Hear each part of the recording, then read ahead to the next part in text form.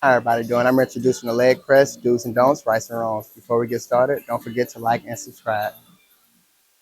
Okay, this yellow lever here, this is for your seat. This is what you adjust, all right? So you want to make sure you're in a good spot. That's the main thing. Get us some good effective weight. Sit in here, we got handles on the side. Always make sure your feet is shoulder width apart. You can go at a wider stance if you choose to. I like to go shoulder width apart. If you go higher up, you're going to target the hams. If you go lower, you're going to target the quads. I like to go center mass, get a nice, good, effective pump. Press them out. You don't want to lock out and put that pressure on the joints. Do not lock out. Nice flow. You control that weight through and through. That should be your tempo.